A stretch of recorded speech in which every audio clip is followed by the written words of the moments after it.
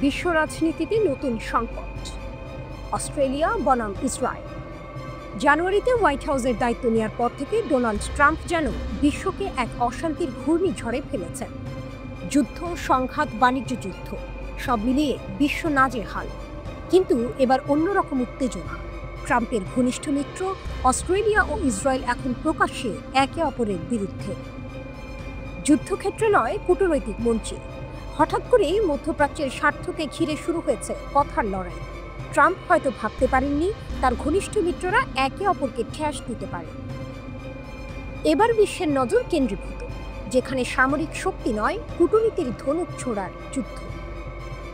যুক্তরাষ্ট্র চীনের উত্থান এবং সামরিক অগ্রগতি ঠেকাতে নিজের ঘনিষ্ঠ মিত্রদের নিয়ে জোট করেছে।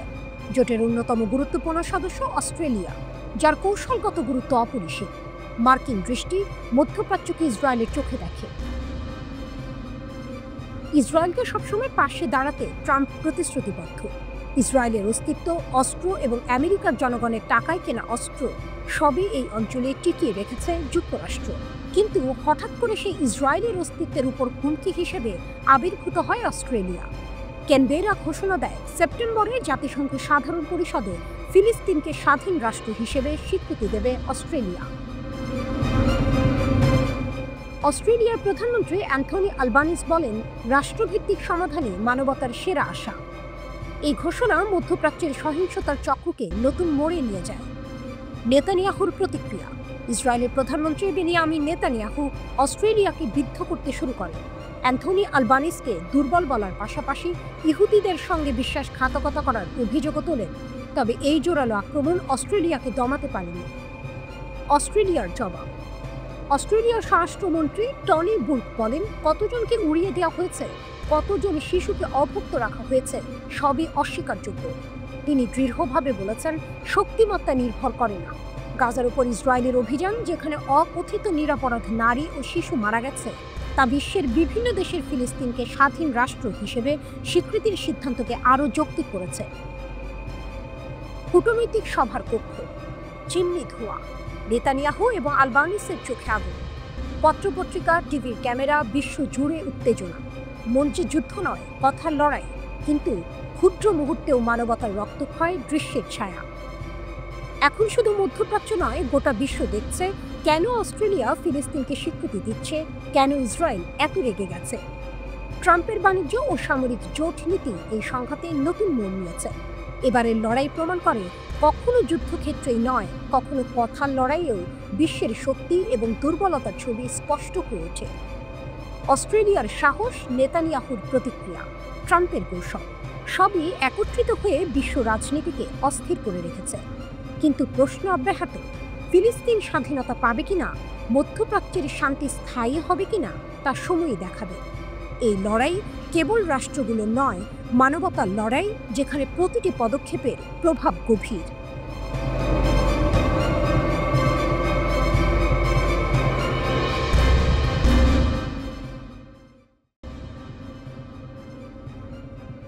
ইরানে নতুন করে ভূমিকম্প, আবারও পারমাণবিক গুজব। পারমাণবিক কর্মসূচি নিয়ে ইসরায়েলের সাথে যুদ্ধের পর সকলের নজর ইরানের দিকে। উত্তরের সেমনান এলাকার পরে এবার দক্ষিণের কেরমান। ১.৫ মাসের ব্যবধানে আবার ভূমিকম্পে কেঁপে উঠল ইরানের একাংশ। আর তা ঘিরেই শুরু হলো জল্পনা। আমেরিকা ও জার্মানির ভূকম্পন পর্যবেক্ষণ সংস্থার দেওয়া তথ্য থেকে জানা যাচ্ছে, রিখটার স্কেলে ৫ অগাস্টের ভূমিকম্পের মাত্রা ছিল ৫.৭ এরও বেশি। ইরানে ভূমিকম্প কোনো নতুন ঘটনা নয়। দেশটির ভৌগোলিক অবস্থানের কারণে প্রায়ই সেখানে মাটি কেঁপে ওঠে। কিন্তু সাম্প্রতিক সময়ে যে ভূমিকম্পগুলো হচ্ছে, তা নিয়ে নতুন করে জল্পনা শুরু হয়েছে। এর কারণ, এই ভূমিকম্পগুলো হচ্ছে এমন এক সময়ে যখন ইরানের পরমাণু কর্মসূচি নিয়ে ইসরায়েল এবং আমেরিকার সঙ্গে তাদের সম্পর্ক চরম উত্তেজনাময়। ইরানের দক্ষিণাঞ্চলে ৫.৭৩ মাত্রার একটি ভূমিকম্প আঘাত হেনেছে। তবে এই ভূমিকম্প নিছক কোনো প্রাকৃতিক ঘটনা নয়, বরং এটি ইরান এবং আন্তর্জাতিক মহলে নতুন করে পারমাণবিক পরীক্ষার গুজব ছড়িয়ে দিয়েছে। ভূমিকম্পটির উৎপত্তি স্থল ছিল ভূপৃষ্ঠ থেকে মাত্র ১০ কিলোমিটার গভীরে, যা সাধারণত প্রাকৃতিক ভূমিকম্পের ক্ষেত্রে দেখা যায় না। এর ফলে অনেকের মনে সন্দেহ জাগছে, এটি কোনো গোপন পারমাণবিক অস্ত্রের পরীক্ষা ছিল কিনা। ভূমিকম্পের আড়ালে লুকানো রহস্য। এই ঘটনাটি আরও বেশি সন্দেহজনক মনে হচ্ছে কারণ এর আগে 20 জুন তারিখে ইরানের সেমনান প্রদেশের কাছে আরও একটি 5.1 মাত্রার ভূমিকম্প হয়েছিল। সেমনান এলাকাটি ইরানের সামরিক ও ক্ষেপণাস্ত্র কমপ্লেক্সের কাছে অবস্থিত। এই দুটি ভূমিকম্পই অগভীর হওয়ায় এবং সামরিক স্থাপনার কাছাকাছি ঘটায় আন্তর্জাতিক পর্যবেক্ষকদের মধ্যে পারমাণবিক পরীক্ষার গুঞ্জন তীব্র হয়েছে। যদিও ইরান সরকার এবং স্থানীয় সংবাদ সংস্থাগুলো জানিয়েছে যে ভূমিকম্পে কোনো হতাহত বা বড় ধরনের ক্ষয়ক্ষতি হয়নি, কিন্তু এই ঘন ঘন ভূমিকম্পের ঘটনা সাধারণ মানুষের মনেও প্রশ্ন তৈরি করছে। এই ভূমিকম্পগুলো এমন এক সময় ঘটছে যখন ইসরায়েলের সাথে ইরানের পারমাণবিক কর্মসূচি নিয়ে 12 দিনের যুদ্ধ শেষ হয়েছে। এই যুদ্ধে ইসরায়েল প্রথমে ইরানের গুরুত্বপূর্ণ পারমাণবিক স্থাপনাগুলোতে বোমা হামলা চালায় এবং পরে মার্কিন যুক্তরাষ্ট্র যোগ দেয়। মার্কিন যুক্তরাষ্ট্র বাংকার বাস্টার বোমা ব্যবহার করে ইরানের পারমাণবিক কেন্দ্রগুলো ধ্বংস করার চেষ্টা করে এবং দাবি করে যে ইরানকে পারমাণবিক নিরস্ত্রীকরণ করা হয়েছে, কিন্তু ইরান দৃঢ়ভাবে এই দাবি প্রত্যাখ্যান করেছে।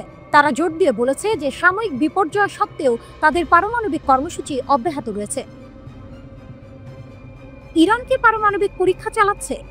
যদিও ভূমিকম্প বিশেষজ্ঞরা এবং আন্তর্জাতিক পর্যবেক্ষকরা প্রাথমিকভাবে জানিয়েছেন যে এই ভূমিকম্পগুলো প্রাকৃতিক কারণে হয়েছে, তবুও এই বিষয়ে কোনো চূড়ান্ত সিদ্ধান্ত নেওয়া যায়নি। ইরানের ভৌগোলিক অবস্থান, যা আলপাইন হিমালয় ভূকম্পীয় অঞ্চলের মধ্যে পড়ে, এটিকে ভূমিকম্প প্রবণ করে তোলে। প্রতি বছর দেশটিতে প্রায় 2100টি ভূমিকম্প হয়, যার মধ্যে 15 থেকে 16টি 5.0 বা তার বেশি মাত্রার। তবে এই সাম্প্রতিক ভূমিকম্পগুলোর গভীরতা এবং সময়কাল পারমাণবিক পরীক্ষার গুজবে নতুন মাত্রা যোগ করেছে। এখন প্রশ্ন হলো, এই ভূমিকম্পগুলো কি শুধুই প্রকৃতির খেয়াল, নাকি এর আড়ালে ইরানের গোপন পারমাণবিক কর্মসূচির কোনো ইঙ্গিত লুকিয়ে আছে?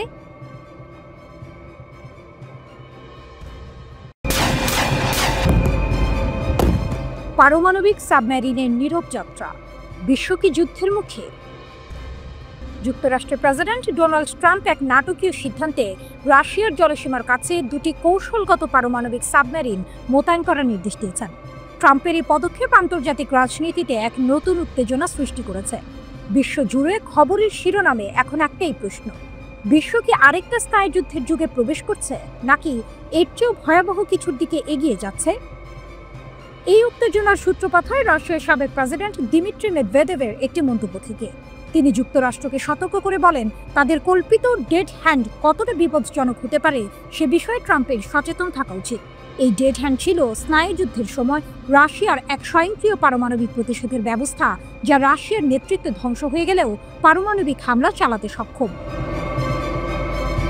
ট্রাম্প মেদভেদেভের এই মন্তব্যকে বোকামিপূর্ণ ও উস্কানিমূলক হুমকি বলে অভিহিত করেন।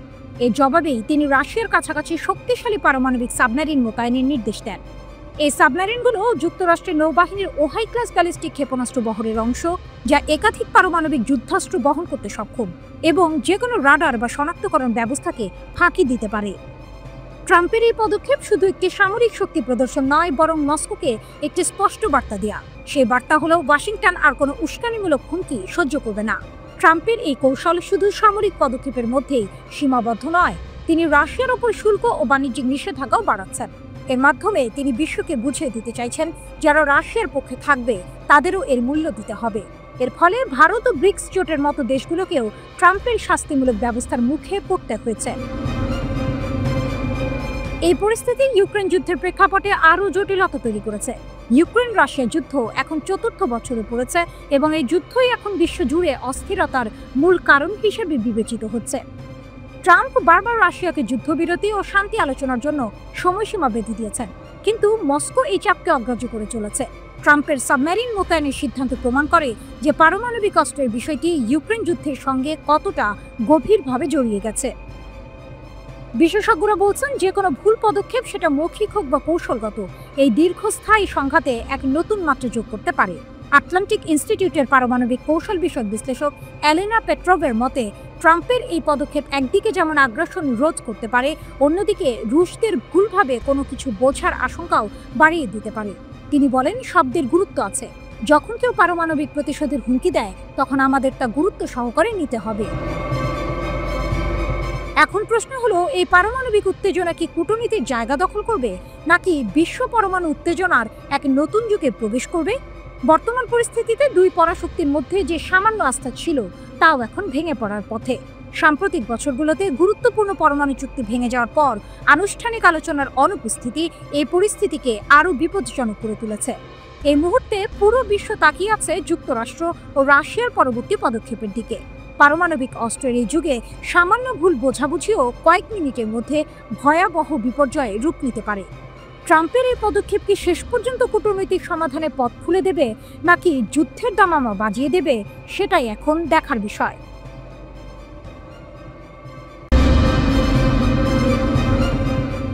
যুদ্ধ নাকি রণহুঙ্কার? ট্রাম্পের আলটিমেটাম। বিশ্ব কি এক নতুন মোড়ের সামনে? ঘড়ির কাঁটা টিকটিক করে চলছে। সময়টা 8ই আগস্ট। বাতাসে বারুদের গন্ধ আর বিশ্বের দুই পরাশক্তির মধ্যে এক স্নায়ু যুদ্ধের তীব্রতা। হোয়াইট হাউসের ওভাল অফিসে বসে ডোনাল্ড ট্রাম্পের চোখে এখন এক অস্থিরতা। তার দেয়া 24 ঘন্টার আলটিমেটামের সময়সীমা অনেক আগেই পেরিয়ে গেছে, কিন্তু রাশিয়া ইউক্রেন যুদ্ধ শেষ হয়নি। বরং রুশ প্রেসিডেন্ট পুতিন তার আক্রমণ আরও তীব্র করেছেন।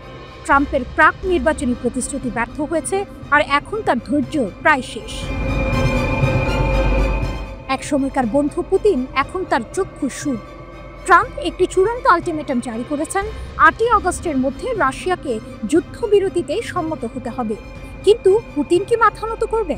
ক্রেমলিনে বসে পুতিন হয়তো মুচকি হাসছেন, কিন্তু তিনি ভালো করেই জানেন পারমাণবিক শক্তিধর কোনো দেশকে হুমকি দেয়া এতটা সহজ নয়। এই পরিস্থিতিতে হঠাৎই ট্রাম্পের সঙ্গে তীব্র বাক্য বিনিময় শুরু হয়েছে রাশিয়ার সাবেক প্রেসিডেন্ট দিমিত্রি মেদভেদেভের। মেদভেদেভ ট্রাম্পের এই আলটিমেটামকে খেলা বলে কটাক্ষ করেছেন, আর ট্রাম্পও তাকে ব্যর্থ প্রেসিডেন্ট বলে পাল্টে আক্রমণ করেছেন। মেদভেদেভ রাশিয়ার পারমাণবিক অস্ত্রের প্রসঙ্গ টেনে যে মন্তব্যটি করেছেন তা যেন যুদ্ধের সাইরেন বাজিয়ে দিয়েছে। সোশ্যাল মিডিয়া দেয়া এক পোস্টে মেদভেদেভের বক্তব্যকে অত্যন্ত উস্কানিমূলক অভিহিত করে ট্রাম্প বলেছেন, মেদভেদেভের এই বোকামি এবং উস্কানিমূলক কথাগুলো কেবল সাধারণ বক্তব্যের চেয়েও যদি বেশি কিছু হয়, তাই আমি 2টি পারমাণবিক সাবমেরিনকে উপযুক্ত অঞ্চলে মোতায়েন করার নির্দেশ দিয়েছি। তবে ঠিক কোন অঞ্চলে এই সাবমেরিন মোতায়েন করা হবে তা স্পষ্ট করেননি তিনি। এই উত্তেজনার মধ্যেই মার্কিন রাজনীতিতে একটি চাঞ্চল্যকর টুইস্ট এসেছে। মার্কিন পররাষ্ট্রমন্ত্রী মার্কো রুবিওকে যখন মার্কিন যুক্তরাষ্ট্র ও রাশিয়ার মধ্যে সম্ভাব্য সামরিক সংঘাতের বিষয়ে প্রশ্ন করা হয়, তখন তার মন্তব্য যেন এক ভিন্ন সুর এনে দেয়।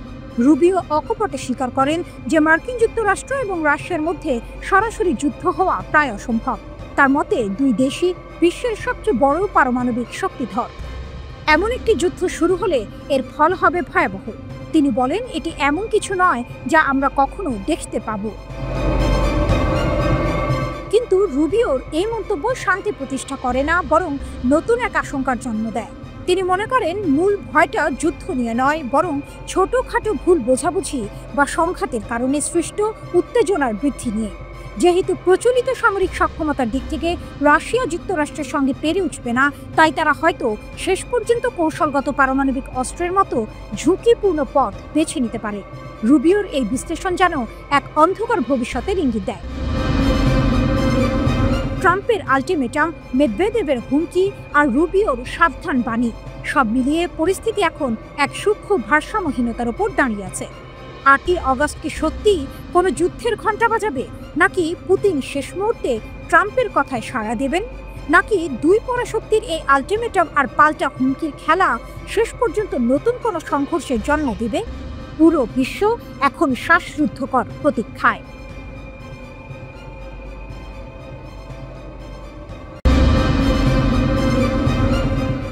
আরব সেনাবাহিনী প্রথমবারের মতো গাজায় প্রবেশ করেছে। আরব বিমানগুলি অবরুদ্ধ ফিলিস্তিনি ছিটমহলের উপর দিয়ে উড়ে গেছে।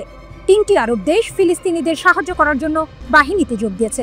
আরব রাষ্ট্রগুলির বিরুদ্ধে ক্ষোভ বাড়ার সাথে সাথে প্রথম পদক্ষেপ। ফিলিস্তিনি ছিটমহলে ব্যাপক দুর্ভিক্ষ সংকট তীব্রতর হচ্ছে।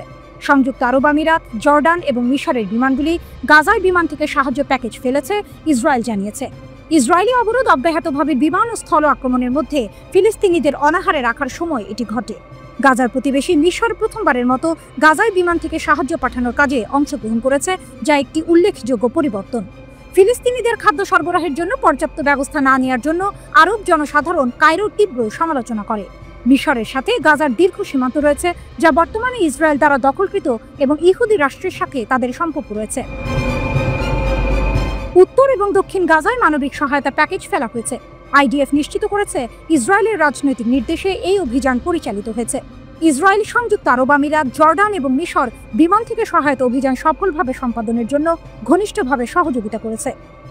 আন্তর্জাতিক সমালোচনার মুখে ইসরায়েল মানবিক সাহায্য প্রবাহের উপর বিধিনিষেধ শিথিল করতে বাধ্য হয়েছে। ইসরায়েল দাবি করেছে গাজায় ইচ্ছাকৃতভাবে দুর্ভিক্ষের অভিযোগ দূর করার জন্য এই প্রচেষ্টা চালানো হচ্ছে। কিন্তু ইসরায়েলের সবচেয়ে ঘনিষ্ঠ মিত্র মার্কিন যুক্তরাষ্ট্র স্বীকার করেছে যে গাজায় দুর্ভিক্ষ বাস্তব। আইডিএফ বিশ্বব্যাপী সহযোগিতার মাধ্যমে গাজার বেসামরিক চাহিদা পূরণে তাদের প্রতিশ্রুতির ওপর জোর দিয়েছে। এটি চলমান গাজা সংঘাতের মধ্যে সাহায্য সরবরাহের সর্বশেষ বহুজাতিক প্রচেষ্টা। আগামী দিনে গাজার মানবিক পরিস্থিতির উন্নতির জন্য আরও পদক্ষেপ নেওয়ার আশা করা হচ্ছে। ইসরায়েলের হামলায় গাজায় নিহতের সংখ্যা 60,000 ছাড়িয়েছে। উপত্যকাটিতে প্রায় 22 মাস ধরে চলা সংঘাতের সময় হত্যা করা হয়েছে এই ফিলিস্তিনিদের। নৃশংস হামলার পাশাপাশি গাজা অবরোধ করে তীব্র খাদ্য সংকট সৃষ্টি করেছে ইসরায়েল। এর জেরে মৃত্যু হয়েছে 1.5 শতাধিক মানুষের। ইসরায়েলের বিরুদ্ধে ক্ষুধাকে অস্ত্র হিসেবে ব্যবহারের অভিযোগে তীর ছুঁড়েছে আন্তর্জাতিক মহল, কিন্তু নেতানিয়াহু এই অভিযোগ অস্বীকার করেছেন। তিনি জানান, ইসরায়েল যুদ্ধবিরতির দর কষাকষি বা যুদ্ধ যেটাই হোক না কেন, গাজায় ত্রাণের প্রবাহ বন্ধ হবে না। গাজার একাংশ দখলের হুমকি দিয়েছেন ইসরায়েলের এক মন্ত্রী।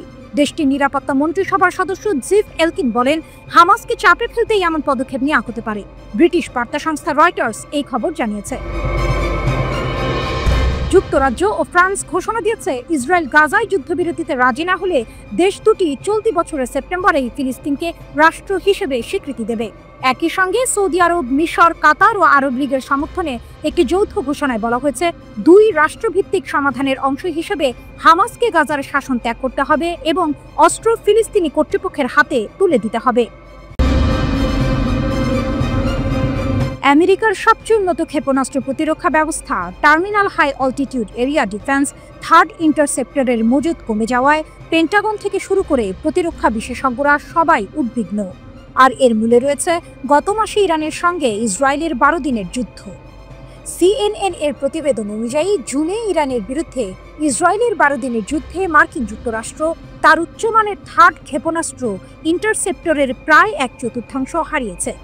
ইরানের ব্যাপক ব্যালিস্টিক ক্ষেপণাস্ত্র হামলার প্রতিক্রিয়ায় আমেরিকা 100টিরও বেশি, এমনকি সম্ভবত 150টিরও বেশি থার্ড ইন্টারসেপ্টর নিক্ষেপ করেছে। এটি আমেরিকার অত্যাধুনিক বিমান প্রতিরক্ষা ব্যবস্থার এক উল্লেখযোগ্য অংশ।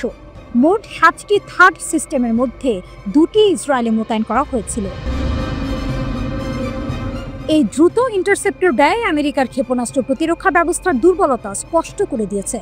এমন এক সময়ে এই ঘটনা ঘটল যখন ইসরায়েলকে রক্ষা করার জন্য আমেরিকান জনসাধারণের সমর্থন রেকর্ড সর্বনিম্ন পর্যায়ে নেমে এসেছে। ধীর উৎপাদন, বাড়ছে ঝুঁকি। সাবেক মার্কিন প্রতিরক্ষা কর্মকর্তা এবং ক্ষেপণাস্ত্র বিশেষজ্ঞরা CNN-কে জানিয়েছে, ইন্টারসেপ্টরের এই দ্রুত হ্রাস বিশ্ব জুড়ে আমেরিকার সামরিক প্রস্তুতি এবং এই গুরুত্বপূর্ণ প্রতিরক্ষাগুলিকে দ্রুত পূরণ করার ক্ষমতা নিয়ে বড় প্রশ্ন তুলেছে। প্রতিরক্ষা বিভাগের 2026 সালের বাজেট অনুমান অনুযায়ী গত বছর মাত্র 11টি নতুন থার্ড ইন্টারসেপ্টর তৈরি হয়েছে এবং চলতি অর্থবছরে মাত্র 12টি অতিরিক্ত পাওয়ার সম্ভাবনা রয়েছে। পেন্টাগনের প্রেস সেক্রেটারি কিংসলি উইলসন অবশ্য দাবি করেছেন যে আমেরিকান বাহিনী সর্বদা বিশ্বব্যাপী অপারেশনাল প্রস্তুতি বজায় রেখেছে। তিনি অপারেশন মিডনাইট হ্যামারের সাফল্যের কথা উল্লেখ করেছেন। তবে একটি প্রাথমিক গোয়েন্দা মূল্যায়নে দেখা গেছে, ইরানের পারমাণবিক স্থাপনাগুলিতে মার্কিন হামলা কর্মসূচির মূল উপাদানগুলি নির্মূল করতে ব্যর্থ হয়েছে। থার্ড একটি মোবাইল ক্ষেপণাস্ত্র প্রতিরক্ষা ব্যবস্থা যা স্বল্প থেকে মধ্যপাল্লার ব্যালিস্টিক ক্ষেপণাস্ত্রকে শেষ মুহূর্তে বাধা দিতে পারে। প্রতিটি থার্ড ইন্টারসেপ্টরের দাম প্রায় $12.7 মিলিয়ন। পেন্টাগন 2026 সালে 37টি থার্ড ইন্টারসেপ্টর কেনার পরিকল্পনা করেছে, যার আংশিক তহবিল আসবে সাম্প্রতিক সম্পূরক ব্যয় প্যাকেজ থেকে। তবে বিশেষজ্ঞরা বলছেন, এই গতিতে উৎপাদন বাড়ানো সম্ভব নয়, আর এই ঘাটতি ভবিষ্যতে বড় নিরাপত্তা ঝুঁকি তৈরি করতে পারে। আমেরিকার জাতীয় নিরাপত্তার জন্য একটি ইহুদি ইনস্টিটিউট জিনসা এর বিশ্লেষণ অনুযায়ী মার্কিন থার্ড এবং ইসরায়েলি অ্যারো সিস্টেম ইরানের 574টি ক্ষেপণাস্ত্রের মধ্যে 201টি আটকাতে পেরেছে। এর প্রায় অর্ধেকই থার্ড দ্বারা ধ্বংস হয়েছে। এটি জনবহুল এলাকায় আঘাত হানার সময় ইসরায়েলের অ্যারো মজুদের সীমাবদ্ধতা প্রকাশ করে। জিনসা এর তথ্য বিশ্লেষণে দেখা গেছে, যুদ্ধের অগ্রগতির সাথে সাথে ক্ষেপণাস্ত্র আটকের কার্যকারিতা কমে গেছে। প্রথম সপ্তাহে ইরানের ক্ষেপণাস্ত্র অনুপ্রবেশের হার ছিল 8%, যা দ্বিতীয় সপ্তাহে 16% এবং যুদ্ধবিরতি কার্যকর হওয়ার আগে যুদ্ধের শেষ দিনে 25% পর্যন্ত পৌঁছেছিল।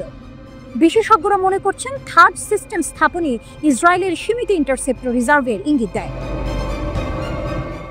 অবসরপ্রাপ্ত ঊর্ধ্বতন মার্কিন সেনা কর্মকর্তা এবং সাবেক জ্যেষ্ঠ প্রতিরক্ষা কর্মকর্তারা সিএনএনকে জানিয়েছেন যে সাম্প্রতিক 12 দিনের যুদ্ধের আগেও মার্কিন যুক্তরাষ্ট্রের ইন্টারসেপ্টের মজুদ নিয়ে উদ্বেগ ছিল। বিশেষ করে চীনের বিরুদ্ধে প্রতিরোধ বজায় রাখতে গুরুত্বপূর্ণ উন্নত ইন্টারসেপ্টরের মাত্রা অত্যন্ত কম ছিল। একজন কর্মকর্তা বলেছেন, যখন তিনি জানতে পেরেছিলেন যে থার্ড মজুদ কতটা সীমিত, তখন তিনি অবাক হয়েছিলেন এবং মনে করেন ওয়াশিংটনের আরও ইন্টারসেপ্টের প্রয়োজন এবং সেগুলো দ্রুত তৈরি করা দরকার। মধ্যপ্রাচ্যের উত্তপ্ত বালুকণাময় প্রান্তরে একটি নতুন নীরব গর্জন শোনা যাচ্ছে। চাপা গুঞ্জন আর ফিসফিসানি বলছে ইরান হয়তো বিশ্বের সবচেয়ে শক্তিশালী অস্ত্রের মালিকানা দাবি করতে চলেছে, একটি আন্তঃমহাদেশীয় ব্যালিস্টিক ক্ষেপণাস্ত্র। এর নাম খোররামশার-5। যদি এই খবর সত্য হয়, তবে ইরান যোগ দেবে হাতে গোনা কয়েকটি দেশের এলিট ক্লাবে, যাদের হাতে রয়েছে এমন বিধ্বংসী ক্ষমতা। ইরানের রহস্যময় পদক্ষেপ। কয়েকদিন ধরে খোররামশার-5 এর ক্ষমতা নিয়ে বাতাসে ভাসছে চাঞ্চল্যকর খবর। দাবি করা হচ্ছে এই ক্ষেপণাস্ত্রের পাল্লা 12,000 কিলোমিটার, গতি ম্যাক 16 এবং এটি বহন করতে পারে 2 টন ওজনের ওয়ারহেড। ভাবুন একবার, এই পাল্লায় সমগ্র মার্কিন যুক্তরাষ্ট্র চলে আসে এর নিশানায়। এই সংখ্যাগুলো কি বাস্তব নাকি নিছকই জল্পনা? প্রশ্নটা এখানে।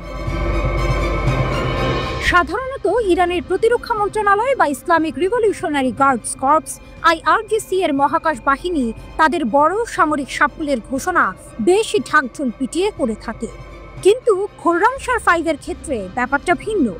এই খবর এসেছে অনানুষ্ঠানিক সূত্র থেকে, যা রহস্য আরও বাড়িয়ে তুলেছে। কিছু সংবাদ মাধ্যম তো 2023 সালের খোররামশার-4 পরীক্ষার পুরনো ভিডিওকেই নতুন বলে চালিয়ে দিয়েছে। কিন্তু এর মানে এই নয় যে এই ক্ষেপণাস্ত্রের অস্তিত্ব নেই। ইরানের সামরিক সক্ষমতা নিয়ে যারা নিয়মিত খবর রাখেন তারা জানেন, পারস্য উপসাগরের এই দেশটি সামরিক প্রযুক্তিতে নিজেদের শক্তিশালী করতে বদ্ধপরিকর। ICBM একটি বিধ্বংসী অস্ত্রের পরিচয়। একটি আন্তঃমহাদেশীয় ব্যালিস্টিক ক্ষেপণাস্ত্র হলো দূরপাল্লার ক্ষেপণাস্ত্র, যা মহাদেশ জুড়ে বিভিন্ন ধরনের ওয়ারহেড বহন করতে পারে। এর সর্বনিম্ন পাল্লা 5,500 কিলোমিটার। অবাক করা ব্যাপার হলো, কিছু ICBM 16,000 এমনকি 18,000 কিলোমিটার পর্যন্ত যেতে পারে, যা পৃথিবীর প্রায় প্রতিটি ভূখণ্ডকে কভার করে। এগুলো সাধারণত 20 থেকে 30 মিটার উঁচু হয়, কিন্তু আধুনিক প্রযুক্তিতে ছোট সংস্করণও তৈরি হচ্ছে।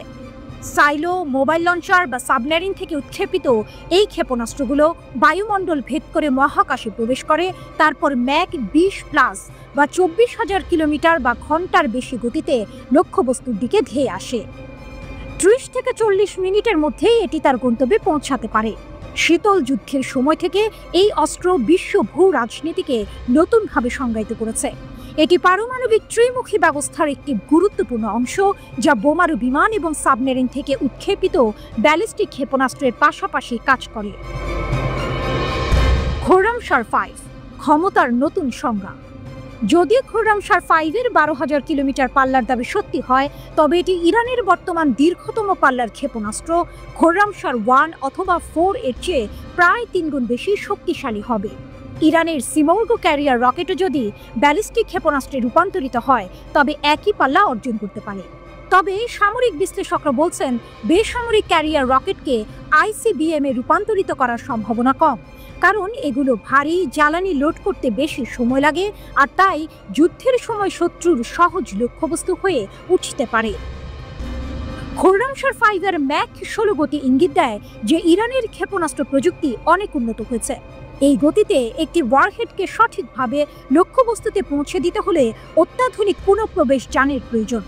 ইরান ইতিমধ্যেই হাইপারসনিক ফাতাহ ক্ষেপণাস্ত্র পরীক্ষা করে এই সক্ষমতা প্রমাণ করেছে, যা ম্যাক 15 গতি অর্জন করে। এই ক্ষেপণাস্ত্রের তৃতীয় চমকপ্রদ বৈশিষ্ট্য হল এর 2 টনের ওয়ারহেড প্যালোড, যা আমেরিকার বাংকার বাস্টার বোমার সমতুল্য। যদিও এই প্যালোডির সঠিক পাল্লা এখনও স্পষ্ট নয়, ইরানের প্রতিরক্ষা মন্ত্রী ব্রিগেডিয়ার জেনারেল আজিজ নাসিরজাদে জুন মাসে হাইপারসনিক গতিতে 2 টনের একটি রেকর্ড ব্রেকিং ওয়ারহেড পরীক্ষার কথা জানিয়েছেন। যদিও তিনি ICBM এর প্রসঙ্গে এই ওয়ারহেডের কথা উল্লেখ করেননি, তবে এটি ইঙ্গিত দেয় যে ইরান অত্যন্ত শক্তিশালী প্যালোড তৈরির সক্ষমতা অর্জন করেছে। জুনের শুরুর দিকে মধ্যপ্রাচ্যের আকাশে যখন শান্তির ক্ষীণ আলো উঁকি দিচ্ছিল, তখনই তা হঠাৎ করেই অন্ধকারে ডুবে গেল। কোনো পূর্বাভাস ছাড়াই ইসরায়েল অতর্কিত হামলা চালালো ইরানের মাটিতে। তেল আবিবের ধারণা ছিল তেহরান হয়তো এই আঘাতে স্তব্ধ হয়ে যাবে, কিন্তু সে ধারণা ভুল প্রমাণিত হলো। ইসরায়েলের ধারণার উল্টোটা ঘটিয়ে তেহরান পাল্টা জবাব দিল। ইসরায়েলের দিকে ধেয়ে আসলো ক্ষেপণাস্ত্রের বৃষ্টি। একের পর এক ক্ষেপণাস্ত্র হামলায় নাস্তানাবুদ হয়ে ইসরায়েল দ্বারস্থ হলো আমেরিকার। মার্কিন সেনারা ইসরায়েলের হয়ে ইরানের 3টি গুরুত্বপূর্ণ পারমাণবিক স্থাপনায় হামলা চালায়, কিন্তু ইরানও ছাড়ার পাত্র ছিল না। তারা কাতারের মার্কিন ঘাঁটিতে পাল্টা হামলা চালিয়ে যোগ্য জবাব দেয়। টানা 12 দিনের রুদ্ধশ্বাস যুদ্ধের পর যুদ্ধবিরতির প্রস্তাব আসে। এই 12 দিনের যুদ্ধকে ইসরায়েলের প্রধানমন্ত্রী বেনিয়ামিন নেতানিয়াহু দেখছেন এক বিরাট সাফল্য হিসেবে। তার দাবি, এই যুদ্ধে ইরানের কয়েকজন শীর্ষ সামরিক কর্মকর্তাকে হত্যা করা হয়েছে, প্রতিরক্ষা সক্ষমতা দুর্বল করা হয়েছে এবং সবচেয়ে বড় কথা, যুক্তরাষ্ট্রকে ইরানের পারমাণবিক স্থাপনায় হামলার জন্য রাজি করানো গেছে। কিন্তু ইরানও পিছিয়ে নেই, তারাও দাবি করছে এই যুদ্ধে তারাই বিজয়ী হয়েছে। এই বাকযুদ্ধের মধ্যে নতুন পরিকল্পনার কথা জানিয়েছেন নেতানিয়াহু। তিনি বলেছেন, গ্যাসের প্যাডেল থেকে পা সরানোর কোনো ইচ্ছা আমার নেই। এর সহজ অর্থ হলো ইসরায়েল আবারও হামলার প্রস্তুতি নিচ্ছে, যেন এক নতুন যুদ্ধের দামামা বাজছে মধ্যপ্রাচ্যে। আল জাজিরাকে দেওয়া সাক্ষাৎকারে একাধিক বিশ্লেষকের মত অনুসারে ইসরায়েল এখন সেই সুযোগ খুঁজছে যার মাধ্যমে ইরানকে আরও দুর্বল করা যাবে অথবা ইরানের শাসকদের ক্ষমতাচ্যুত করা যাবে। কিন্তু এই ধরনের বড় আকারের অভিযান চালানোর জন্য ইসরায়েলকে যুক্তরাষ্ট্রের অনুমতি নিতে হবে। মার্কিন প্রেসিডেন্ট ডোনাল্ড ট্রাম্পের প্রশাসন কি সেই অনুমতি দেবে? অনেকেই মনে করছেন তা সহজে মিলবে না, কারণ যুক্তরাষ্ট্র হয়তো চাইবে না মধ্যপ্রাচ্যে আবারও বড় ধরনের যুদ্ধ শুরু হোক, যা তাদের অর্থনৈতিক ও রাজনৈতিক স্বার্থের জন্য ক্ষতিকর হতে পারে। এদিকে ইসরায়েল গত 12 দিনের যুদ্ধকে আত্মরক্ষামূলক পদক্ষেপ হিসেবে দাবি করেছিল, যার লক্ষ্য ছিল ইরানের পারমাণবিক কর্মসূচি ধ্বংস করা। যদিও তেহরান বারবার বলে আসছে তাদের কর্মসূচি কেবল বেসামরিক উদ্দেশ্যে, কিন্তু ইসরায়েলের এই হুঙ্কারকে মোটেও হালকাভাবে নিচ্ছে না ইরান। ইরানের প্রেসিডেন্ট মাসুদ পেজেশকিয়ান জানিয়েছেন, তারা ইসরায়েলের যে কোনো নতুন সামরিক অভিযানের জন্য প্রস্তুত। তাদের সশস্ত্র বাহিনী আবারও ইসরায়েলের ভেতর গভীরভাবে আঘাত হানতে সক্ষম। ইরান বিষয়ক বিশ্লেষক ট্রিতা পার্সি মনে করেন, নেতানিয়াহুর চূড়ান্ত লক্ষ্য হল ইরানকে সিরিয়া বা লেবাননের মতো করে ফেলা, যেখানে ইসরায়েল যখন খুশি তখন হামলা চালাতে পারবে এবং কেউ তেমন জোরালো প্রতিক্রিয়া দেখাবে না। ইসরায়েল মূলত যুদ্ধ পুনরায় শুরু করতে চায়, কারণ তারা চায় ইরানকে এমন এক অবস্থায় নিয়ে আসতে যাতে তা বারবার আঘাত করার জন্য উন্মুক্ত থাকে।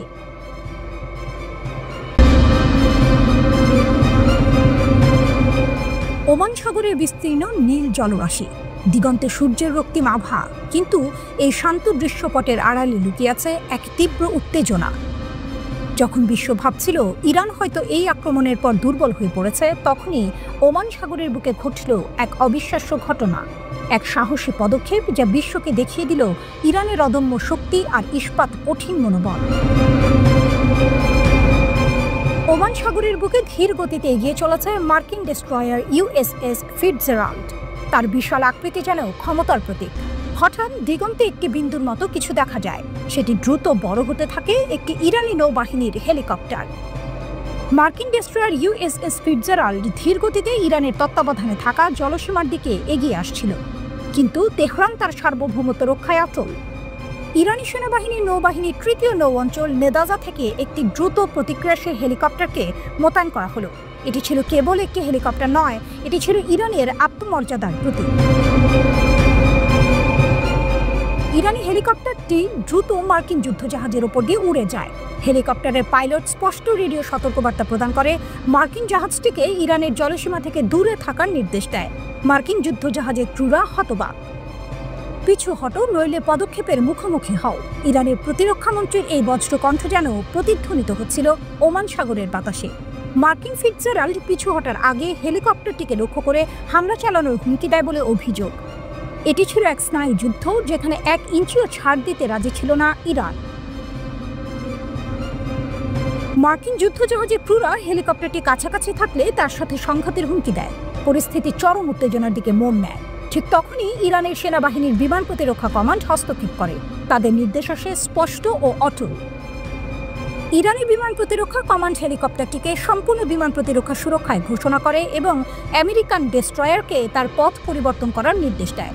এটি ছিল এক অদম্য গর্জন, যা মার্কিন যুদ্ধজাহাজকে বাধ্য করে তাদের পথ পরিবর্তন করতে। ইরানের তাসনিম সংবাদ সংস্থা দাবি করেছে যে বিধ্বস্ত মার্কিন যুদ্ধবিমানটি আত্মসমর্পণ করতে এবং তার সামুদ্রিক অঞ্চল থেকে বেরিয়ে যেতে বাধ্য হয়েছিল।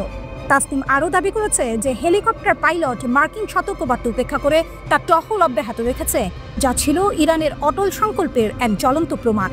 1980 সাল থেকে ইরান ও মার্কিন নৌবাহিনীর পারস্য উপসাগর, ওমান উপসাগর এবং হরমুজ প্রণালীতে মুখোমুখি সংঘর্ষের দীর্ঘ ইতিহাস রয়েছে। 2019 সালে আকাশসীমা লঙ্ঘনের কারণে ইরান হরমুজ প্রণালীর কাছে একটি মার্কিন RQ-4A গ্লোবাল হক ড্রোন গুলি করে ভূপাতিত করে। ইরানের নৌবাহিনী প্রায়শই পারস্য উপসাগর এবং ওমান সাগরে বৃহৎ আকারে মহড়া পরিচালনা করে, যা তার ক্ষমতা প্রদর্শন করে এবং বিদেশি শক্তির বিরুদ্ধে প্রতিরোধের ইঙ্গিত দেয়।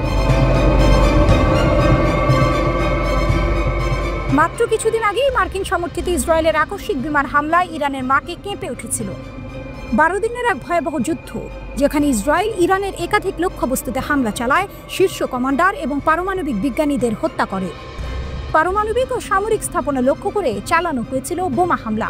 22 জুন বোমারু বিমান এবং ক্রুজ ক্ষেপণাস্ত্র নিয়ে মার্কিন যুক্তরাষ্ট্র যোগ দিয়েছিল ইসরায়েলি অভিযানে। 24 জুন ইরানের পারমাণবিক স্থাপনায় মার্কিন বোমা হামলার পর এক ভঙ্গুর যুদ্ধবিরতি কার্যকর হয়েছিল।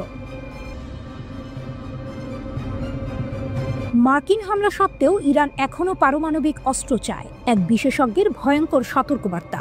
আমেরিকা আর ইসরায়েলের একের পর এক হামলা সত্ত্বেও ইরান কি এখনও পারমাণবিক অস্ত্রের স্বপ্ন দেখছে? একজন শীর্ষ নিরাপত্তা বিশেষজ্ঞের সতর্কবার্তা কিন্তু তেমনই ইঙ্গিত দিচ্ছে। তিনি বলছেন, ইরানের সবচেয়ে বিপজ্জনক ক্ষমতা হলো কূটনীতিকে নিজেদের স্বার্থে ব্যবহার করা, আর এর লক্ষ্য একটাই, পারমাণবিক অস্ত্রের চূড়ান্ত লক্ষ্য। ফাউন্ডেশন ফর ডিফেন্স অফ ডেমোক্রেসিজের ইরান প্রোগ্রামের senior director Behnam Ben Taleblu Fox News ডিজিটালকে বলেছেন, ইরানের পরবর্তী পদক্ষেপ হবে মেরামত, পুনর্গঠন এবং নতুন করে সবকিছু সাজানো। কিন্তু প্রশ্ন হলো, তারা এটা কিভাবে করবে? আন্তর্জাতিক সম্প্রদায়ের সাথে ফ্লার্ট করে নাকি সম্পূর্ণ অন্ধকারে চলে গিয়ে? এটা এখনো দেখার বাকি, তিনি যোগ করেন। গত মাসে ইরানের পারমাণবিক কর্মসূচিতে মার্কিন যুক্তরাষ্ট্র এবং ইসরায়েলের হামলার পর ফোর্দো, ইস্পাহান এবং নাতানজ পারমাণবিক স্থাপনা গুরুতরভাবে ক্ষতিগ্রস্ত হয়েছে বলে সরকারি মুখপাত্র ফাতেমে মোহেজেরানি নিশ্চিত করেছেন। তবে ক্ষতির পরিমাণ নিয়ে সন্দেহ রয়েছে, বিশেষ করে হামলার আগে ইরান কঠোর সুরক্ষিত স্থাপনা থেকে কোনো সমৃদ্ধ ইউরেনিয়াম বা সেন্ট্রিফিউজ সরিয়ে নিতে সক্ষম হয়েছিল কিনা তা নিয়ে প্রশ্ন উঠছে। যদিও ট্রাম্প প্রশাসন দাবি করেছে যে তারা 3টি স্থাপনা নিশ্চিহ্ন করে দিয়েছে, ইসরায়েলি কর্মকর্তারা বলছেন তারা পরিস্থিতি নিবিড়ভাবে পর্যবেক্ষণ করছেন। মার্কিন যুক্তরাষ্ট্র এবং ইসরায়েলের বিশেষজ্ঞরা বিশ্বাস করেন, ইরান এখনও বাংকার ধ্বংসকারী বোমা থেকে ক্ষতির পরিমাণ মূল্যায়ন করছে এবং তারা যতটা সম্ভব পুনরুদ্ধার ও মেরামত করার চেষ্টা করবে, যার অর্থ তারা সময় কিনতে চাইবে। বেন তালেবনু বলেছেন, নিঃসন্দেহে সরকার এখনও একটি কূটনৈতিক কৌশল তৈরি করবে যা কাউকে আটকে রাখার জন্য এবং এই সরকারের জন্য যতটা সম্ভব সময় বের করার জন্য ডিজাইন করা হবে। রাষ্ট্রপতি ডোনাল্ড ট্রাম্প আলোচনা শুরু হতে পারে বলে ইঙ্গিত দিলেও ইরান এখনই আলোচনার জন্য তাড়াহুড়ো করতে নারাজ। ইরানি পররাষ্ট্রমন্ত্রী আব্বাস আরাকচি সিবিএস নিউজকে এক সাক্ষাৎকারে বলেছেন, আমি মনে করি না যে আলোচনা এত তাড়াতাড়ি পুনরায় শুরু হবে। কূটনীতির দরজা কখনোই বন্ধ হবে না।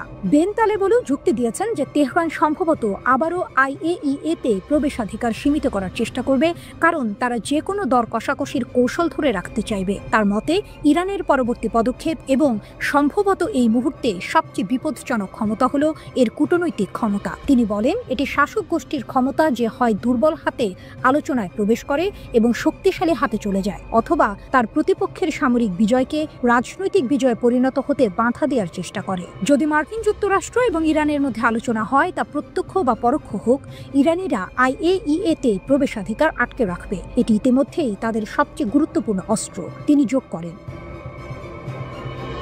বেন তালেবানও ব্যাখ্যা করেছেন, IAEA-কে দর কষাকষির একটি মাধ্যম হিসেবে ব্যবহার করা ইরানকে কেবল তার পারমাণবিক কর্মসূচি পুনঃপ্রতিষ্ঠার জন্য সময় নষ্ট করতে সাহায্য করে না। বেন তালেবানও সতর্ক করে দিয়েছেন যে ইরান তার পারমাণবিক উচ্চাকাঙ্ক্ষা ছেড়ে দেবে না। তিনি উল্লেখ করেছেন, 1980-এর দশকে ইরাকের সাথে যুদ্ধের সময় তেহরানের নিরাপত্তা ব্যবস্থা সম্পূর্ণরূপে পরিবর্তিত হয়েছিল। তার সবকিছুই তখন থেকে শুরু হয়েছিল ব্যালিস্টিক ক্ষেপণাস্ত্র কর্মসূচি, ড্রোন কর্মসূচি, সামুদ্রিক আগ্রাসন, আন্তর্জাতিক সন্ত্রাসী যন্ত্রপাতি এবং পারমাণবিক কর্মসূচি। সবই 1980-এর দশকে শুরু হয়েছিল। তিনি বলেন, এই পারমাণবিক কর্মসূচি পুনরুজ্জীবিত করে ইরান একটি চূড়ান্ত প্রতিরোধক খুঁজছিল। ইরানি শাসন ব্যবস্থার এই বিশেষজ্ঞ সতর্ক করে দিয়েছেন যে ভূ রাজনৈতিক লক্ষ্য অর্জনের জন্য ইরানের পারমাণবিক কর্মসূচি বিকাশের 40 বছরের আবেগ মার্কিন সামরিক হস্তক্ষেপের কারণে পরিবর্তিত হবে না।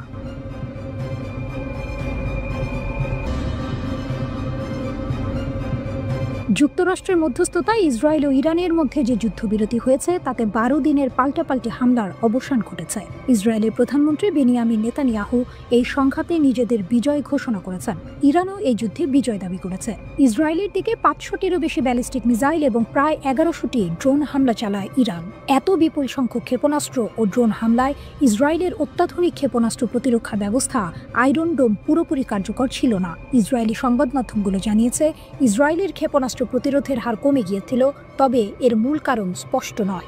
ধারণা করা হচ্ছে ইসরায়েল তাদের ব্যয়বহুল ইন্টারসেপ্টর মিসাইলগুলো খুব প্রয়োজন ছাড়া ব্যবহার না করার কৌশল নিয়েছিল। টেলিগ্রাফের এক প্রতিবেদনে বলা হয়েছে, ইরানের 5 শতাধিক ক্ষেপণাস্ত্রের মধ্যে 222টি ঠেকাতে ইসরায়েলের প্রায় $1.5 বিলিয়ন খরচ হয়েছে।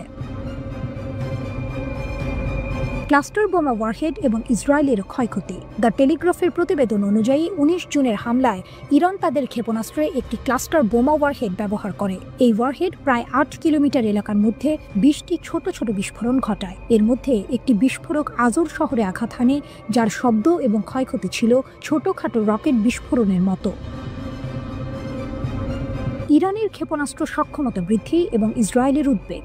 একজন ইসরায়েলি সামরিক কর্মকর্তা জানিয়েছেন, ইরান প্রায় 400 ক্ষেপণাস্ত্র লঞ্চার ব্যবহার করেছিল, যার মধ্যে ইসরায়েল 200টিরও বেশি ধ্বংস করতে সক্ষম হয়। এতে ইরানের ক্ষেপণাস্ত্র অভিযানে কিছুটা হলেও বাধা সৃষ্টি হয়েছে। তবে তিনি ইরানের ক্ষেপণাস্ত্র উৎপাদন নিয়ে গভীর উদ্বেগ প্রকাশ করেছেন। তিনি বলেন, সংঘর্ষের শুরুতে ইরানের কাছে প্রায় 2000 থেকে 2500 ব্যালিস্টিক ক্ষেপণাস্ত্র ছিল, তবে তারা দ্রুত গণ উৎপাদন কৌশলের দিকে এগোচ্ছে। আগামী কয়েক বছরের মধ্যে তাদের ক্ষেপণাস্ত্রের মজুদ 8000 থেকে 20,000-এ উন্নীত হতে পারে। এই তথ্য ইসরায়েলের জন্য নতুন মাথা ব্যথার কারণ হয়ে দাঁড়িয়েছে।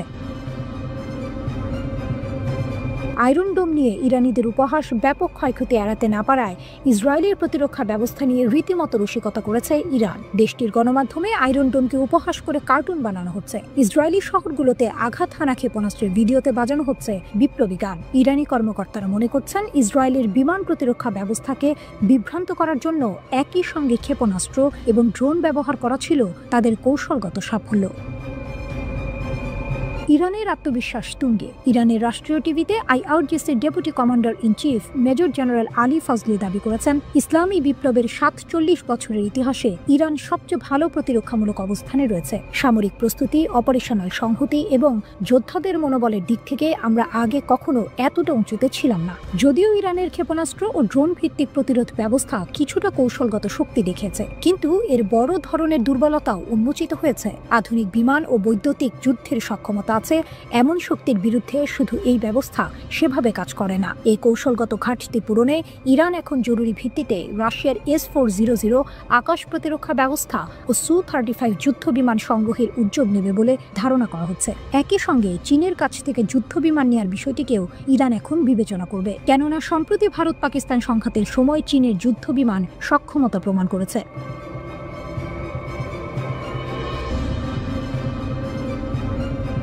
যুদ্ধবিরতি নয়, ইরান কি বড় যুদ্ধের জন্য প্রস্তুতি নিচ্ছে? 12 দিনের সংক্ষিপ্ত যুদ্ধের পর আপাত দৃষ্টিতে যুক্তরাষ্ট্র মধ্যস্থতা করে ইরান ও ইসরায়েলের মধ্যে একটি যুদ্ধবিরতি কার্যকর করলেও তেহরান এটিকে স্থায়ী শান্তি হিসেবে দেখছে না, বরং তারা এটিকে স্ট্র্যাটেজিক পজ বা কৌশলগত বিরতি হিসেবে বিবেচনা করছে।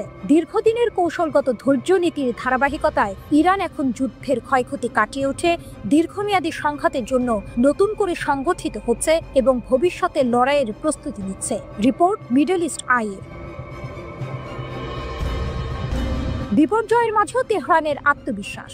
সাম্প্রতিক যুদ্ধে ইসরায়েল যুক্তরাষ্ট্রের সহায়তায় ইরানের বিভিন্ন সামরিক ঘাঁটি, ক্ষেপণাস্ত্র স্থাপনা ও পারমাণবিক গবেষণাগারে ব্যাপক আঘাত হানে। এতে আইআরজিসির শীর্ষ কর্মকর্তা, মহাকাশ বিভাগের প্রধান ও একাধিক পারমাণবিক বিজ্ঞানী নিহত হন। কিন্তু এই বিপর্যয়ের মধ্যেও ইরান নিজেদের প্রতিরোধ ক্ষমতা প্রমাণ করেছে। তাদের পাল্টা ক্ষেপণাস্ত্র হামলায় ইসরায়েলের উন্নত প্রতিরক্ষা ব্যবস্থা আয়রন ডোমও চাপের মুখে পড়ে যায়। এই ঘটনা প্রমাণ করে প্রতিকূল পরিস্থিতিতেও ইরান শক্তিশালী প্রতিরোধ করতে সক্ষম।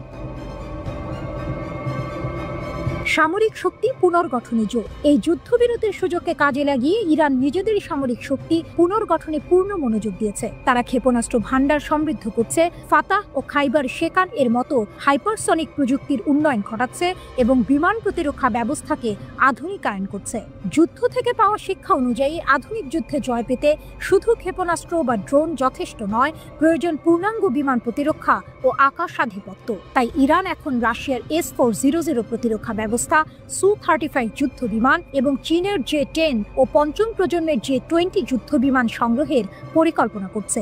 এছাড়া যুদ্ধের সময় ইরানের একটি বড় দুর্বলতা ছিল আকাশভিত্তিক আগাম সতর্কতা ব্যবস্থা এর অভাব। এই অভাব পূরণের জন্য চীন ও রাশিয়ার কাছ থেকে এসব অত্যাধুনিক প্রযুক্তি সংগ্রহ এখন তেহরানের প্রতিরক্ষা পরিকল্পনার অন্যতম অগ্রাধিকার। কূটনীতির ময়দানে ইরানের নতুন চাল। সামরিক প্রস্তুতির পাশাপাশি ইরান আন্তর্জাতিক কূটনীতির ময়দানেও নিজেদের অবস্থান জোরদার করতে চাইছে। তারা ইসরায়েল ও যুক্তরাষ্ট্রের বিরুদ্ধে আন্তর্জাতিক বিচার আদালতে মামলা করার প্রস্তুতি নিচ্ছে।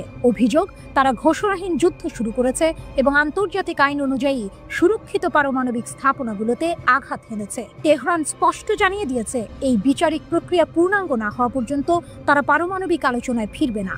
এরই মধ্যে ইরান আন্তর্জাতিক পরমাণু শক্তি সংস্থা IAEA এর সঙ্গে সহযোগিতা স্থগিত করেছে। তারা সংস্থার তদারকি ব্যবস্থাকে পক্ষপাতদুষ্ট আখ্যা দিয়েছে। এমনকি যুদ্ধ শুরুর আগেই তারা গোপনে বিপুল পরিমাণ সমৃদ্ধ ইউরেনিয়াম নিরাপদ স্থানে সরিয়ে ফেলেছে বলেও জানা গেছে। যেহেতু কোনো স্থাপনায় তেজস্ক্রিয়তার লক্ষণ পাওয়া যায়নি, ধারণা করা হচ্ছে এই ইউরেনিয়াম মজুদ এখনো অক্ষত রয়েছে, যা ভবিষ্যতে কৌশলগত চাপ তৈরির অস্ত্র হিসেবে ব্যবহৃত হতে পারে।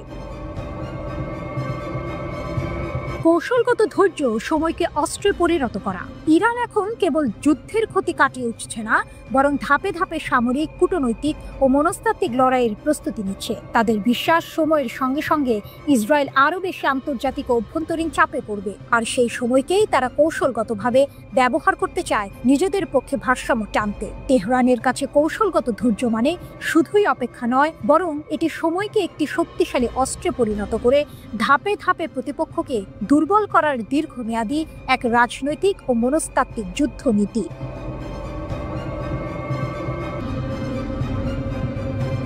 ইরান কেন এখনো বিপজ্জনক? ইসরায়েল ইরান সংঘাতের পর বিশ্ব জুড়ে প্রশ্ন উঠেছে, ইরান কি সত্যিই দুর্বল হয়ে পড়েছে? বিশেষজ্ঞরা বলছেন, পারমাণবিক স্থাপনায় মার্কিন হামলা এবং তাদের সহযোগীদের দুর্বল করে দেয়া হলেও ইরান এখনো মারাত্মক বিপজ্জনক। টাইমস অফ ইসরায়েলের বিশ্লেষণ।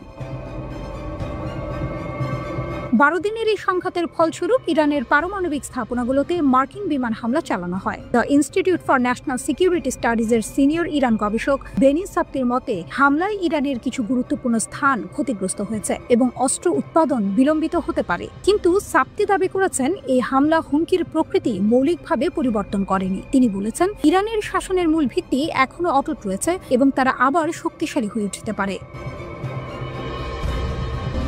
22 জনের মার্কিন হামলায় ইরানের ভূগর্ভস্থ ইউরেনিয়াম সমৃদ্ধকরণ সুবিধাগুলো লক্ষ্যবস্তু করা হয়েছিল। এর মধ্যে নাতানজ, ইস্পাহান এবং বিশেষভাবে ফোর্দোর গভীরে থাকা সেন্ট্রিফিউজ অ্যারো ছিল। এই সুবিধাগুলোই ইরানের অস্ত্র গ্রেড ইউরেনিয়াম তৈরির মূল চাবিকাঠি। জর্জিয়া টেকের পারমাণবিক প্রকৌশল অধ্যাপক ডক্টর আনা এরিকসন ব্যাখ্যা করেছেন যে এই আক্রমণ বিপজ্জনক মাত্রায় ইউরেনিয়াম সমৃদ্ধ করার জন্য ব্যবহৃত সেন্ট্রিফিউজগুলোর ওপর ছিল। তিনি বলেছেন, ইরান দীর্ঘকাল ধরে সেন্ট্রিফিউজ প্রযুক্তিতে পরিমাণ এবং গুণগত উভয় ক্ষেত্রেই বিনিয়োগ করেছে। আক্রমণের আগে ইরান প্রায় 6500টি IR-2M, 4000টি IR-4 এবং 3000টিরও বেশি IR-6 সেন্ট্রিফিউজ পরিচালনা করেছিল। এই উন্নত মডেলগুলোর গতি এবং গোপনীয়তা উভয় ক্ষেত্রেই পুরানো IR-1 ডিজাইনকে ছাড়িয়ে যায়। উদাহরণস্বরূপ IR-6 প্রতি বছর 10টি পৃথকীকরণ ইউনিট উৎপাদন করতে পারে, যা ইরানে কয়েক সপ্তাহের মধ্যে 60% সমৃদ্ধকরণ থেকে অস্ত্র গ্রেড উপাদানে স্থানান্তরিত করার ক্ষমতা দেয়। নতুন IR-9 সেন্ট্রিফিউজ, যা এখনও পরীক্ষার পর্যায়ে রয়েছে, সেই উৎপাদনকে 5 গুণ বাড়াতে পারে। এরিকসন আরও জানিয়েছেন যে আক্রমণের আগেই ইরানের কাছে প্রায় 400 কিলোমিটার উচ্চ সমৃদ্ধ ইউরেনিয়াম মজুদ ছিল, যা 10টি পারমাণবিক বোমার জন্য যথেষ্ট। এই মজুদ অক্ষত আছে কিনা তা এখনও অজানা। সংঘাতের সময় ইসরায়েল ইরানের ক্ষেপণাস্ত্র কর্মসূচিকেও লক্ষ্যবস্তু করেছে। তারা দাবি করেছে, ইরানের ক্ষেপণাস্ত্র উৎপাদন ক্ষমতা উল্লেখযোগ্যভাবে হ্রাস পেয়েছে এবং কমপক্ষে 2027 সাল পর্যন্ত দীর্ঘপাল্লার অস্ত্র উৎপাদনের ক্ষমতা বিলম্বিত হয়েছে। কিন্তু সাপ্তি সতর্ক করে বলেছেন, এই ব্যর্থতাগুলো নিয়ে আত্মতুষ্টিতে ভোগা উচিত নয়। তার মতে, এটি কেবল ক্ষেপণাস্ত্র বা পারমাণবিক কর্মসূচির বিষয় নয়, এটি শাসন ব্যবস্থার স্থিতিশীলতার বিষয়। তিনি উল্লেখ করেছেন, মার্কিন যুক্তরাষ্ট্র এবং ইসরায়েলি হামলা IRGC জেনারেল সদর দপ্তর এবং এভিন কারাগারকেও লক্ষ্য করেছিল। সম্প্রতি সংঘটিত 12 দিনের যুদ্ধে ইসরায়েলের অন্তত 5টি সামরিক স্থাপনায় ইরানি ক্ষেপণাস্ত্র সরাসরি আঘাত হানে বলে রাডার তথ্যের ভিত্তিতে জানিয়েছে ব্রিটিশ সংবাদ মাধ্যম দ্য টেলিগ্রাফ। ইসরায়েল কর্তৃপক্ষ এসব স্থাপনায় ক্ষেপণাস্ত্র আঘাত হানার কথা এখন পর্যন্ত প্রকাশ্যে স্বীকার করেনি। দেশটির কঠোর সামরিক সেন্সরশিপ আইনের কারণে এসব তথ্য দেশটির গণমাধ্যমে প্রকাশ করাও নিষিদ্ধ। যুক্তরাষ্ট্রের ওরেগন স্টেট ইউনিভার্সিটির একদল গবেষক এই স্যাটেলাইট রাডার তথ্য বিশ্লেষণ করেছেন। তারাই উদ্ধার করা নতুন এই তথ্যগুলো দ্য টেলিগ্রাফকে জানিয়েছেন।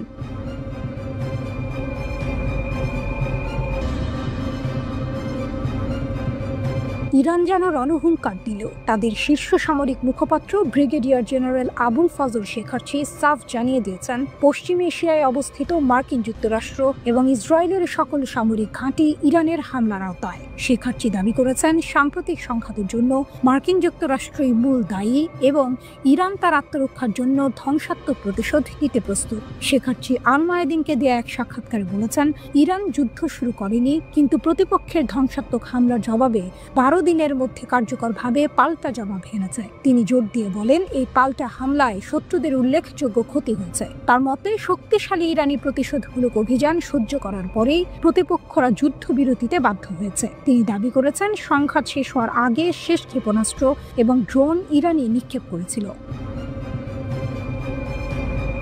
শেখার্চি দাবি অনুযায়ী অসংখ্য ইসরায়েলি সামরিক, নিরাপত্তা এবং গবেষণা কেন্দ্র সম্পূর্ণরূপে ধ্বংস হয়ে গেছে। শুধু তাই নয়, তিনি কাতারের আল উদেইদ বিমান ঘাঁটিতে অবস্থিত মার্কিন বাহিনীর মারাত্মক ক্ষয়ক্ষতির কথাও জানিয়েছেন। সবচেয়ে চমকপ্রদ তথ্য হলো, শেখার্চি বলেছেন, শত্রুদের বেশিরভাগ ক্ষয়ক্ষতি কঠোরভাবে গণমাধ্যম থেকে গোপন রাখা হয়েছে। তিনি পশ্চিমা গণমাধ্যমের বিশ্বাসযোগ্যতা নিয়ে প্রশ্ন তুলেছেন এবং চ্যালেঞ্জ করে বলেছেন, শত্রুরা যদি সত্যি গণতান্ত্রিক এবং সৎ হয়, তাহলে তাদের ক্ষয়ক্ষতি বিশ্বের কাছে প্রকাশ করতে দিন। তার মতে, ইরানি ড্রোন এবং ক্ষেপণাস্ত্র বিশ্বের সবচেয়ে উন্নত বিমান প্রতিরক্ষা ব্যবস্থাকেও ভেদ করতে সক্ষম হয়েছে এবং ইসরায়েলের আকাশসীমা আমাদের কাছে হয়েছে। শেখার্চি নিশ্চিত করেছেন, ইরানের অনেক হামলা কৌশলগত লক্ষ্যবস্তুতে আঘাত হেনেছে এবং তেহরানের কাছে এখনো আরও অনেক কৌশলগত লক্ষ্যবস্তু রয়েছে। তিনি বলেছেন, আঘাতপ্রাপ্ত লক্ষ্যবস্তুর প্রকৃতির কারণে শত্রুদের মনোবল ভেঙে পড়েছে। তার দাবি, ইসরায়েলি সামরিক বাহিনীকে নিজেদের আশ্রয় কেন্দ্রে ফিরে যেতে হয়েছে, সাধারণ বসতি স্থাপনাকারীরা নয়।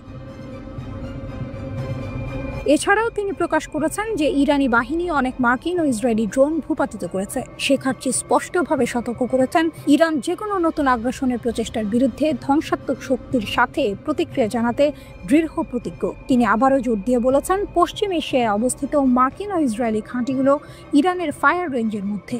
শেখার্চি মার্কিন যুক্তরাষ্ট্র, ইসরায়েল এবং তাদের সমর্থকদের যুদ্ধবিরতি লঙ্ঘনের বিরুদ্ধে কঠোর হুঁশিয়ারি দিয়েছেন। তিনি বলেছেন, যে কোনো ভুলের জবাব বিধ্বংসী হবে এবং ইরানের প্রতিশোধ আগের চেয়েও বেশি ধ্বংসাত্মক হবে, যেখানে নতুন এবং অপ্রত্যাশিত সামরিক কৌশল ব্যবহার করা হবে। তিনি স্পষ্ট করে বলেছেন, যে কোনো ভুল বা আগ্রাসনের ক্ষেত্রে আমরা সমস্ত লাল রেখা অতিক্রম করব, অর্থাৎ ইরান তাদের সীমা অতিক্রম করতে মোটেই দ্বিধা করবে না। ইরানের প্রতিরক্ষা সক্ষমতা নিয়ে শেখার্চি গর্ব করে বলেছেন, দেশটির উন্নত এবং ধ্বংসাত্মক সামরিক শক্তি রয়েছে। তারা স্বাধীনভাবে অস্ত্র তৈরি করে, দ্রুত আপডেট করে এবং দীর্ঘস্থায়ী সংঘাতে জড়াতে ভয় পায় না। তিনি প্রতিশ্রুতি দিয়েছেন, আমাদের বিজ্ঞানী এবং প্রকৌশলীরা বিদেশি সহায়তা ছাড়াই অত্যাধুনিক অস্ত্র তৈরি করতে পারেন এবং ইরানের অস্ত্রাগার যে কোনো সংঘাতের ফলাফল পরিবর্তন করতে পারে। মার্কিন যুক্তরাষ্ট্রকে হুঁশিয়ারি দিয়ে তারা বলেছেন, তারা যে কোনো আগ্রাসনের প্রতিক্রিয়ায় ইরানের তিক্ততার স্বাদ পাবে।